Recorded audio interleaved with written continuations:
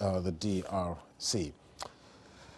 Now, two opposing camps have taken to the streets of Sudan's capital, Khartoum, and its twin city, Omdurman, today.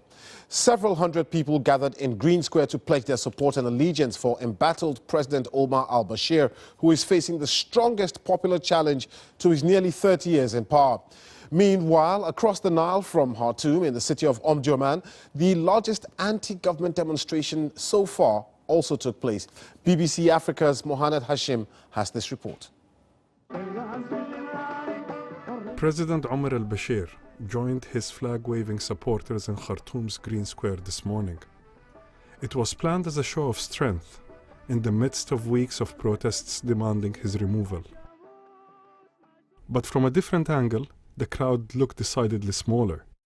His rally, promoted by organizers as a million-strong march, saw a few thousands turn out. Mainly ruling party personnel and civil servants bussed in to cheer their leader. Bashir remained defiant.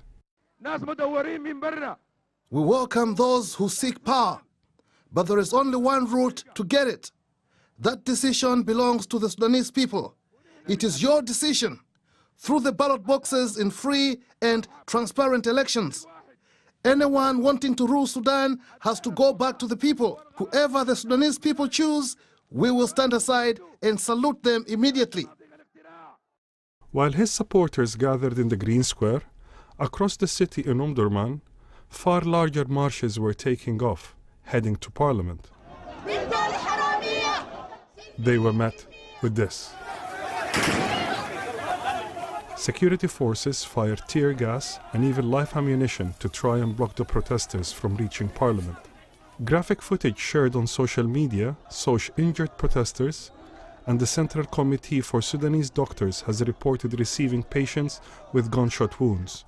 At his rally, Bashir praised the army and the security forces for their humane handling of the demonstrators.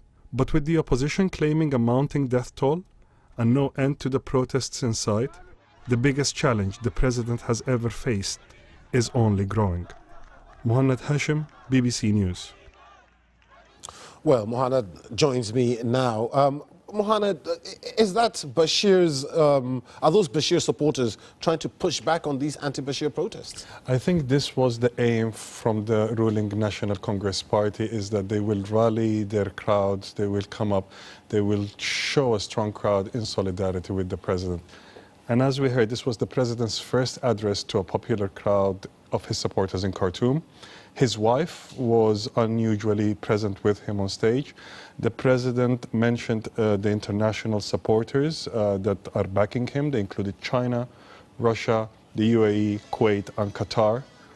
Missing is Saudi Arabia, and that is quite telling of who's backing him in his position at the moment. And just within the country, how much support does he really have? I mean, he won an election not too long ago. What we need to understand is that for now, it seems that the apparatus of the government is largely intact.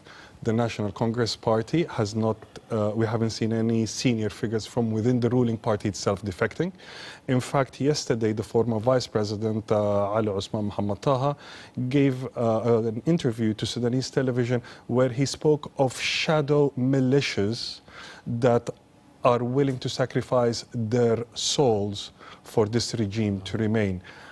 What we can take from today is that Bashir will dig in, and as we saw tonight, this evening, in the other protests across the river, we've had a lot of reports, confirmed reports, of live ammunition fired at protesters. And you know, just one other interesting point. I mean, he mentioned during a speech yesterday that if people want the military to take over, and the military wants to take over, that he's happy for the army to take over. I mean, was he being serious, or was that just tongue-in-cheek? I think he was being serious, but also tongue-in-cheek. He is very confident of the army's backing for him at this moment, it seems. And it was very interesting what he followed on saying. He said, the military can take over, but then every rat will have to return to the hole it came from. In essence, the president equates the protesters against him to rats. It's still telling. What is going on in Omdurman today is by far the largest protests and marches to come onto the streets of the capital.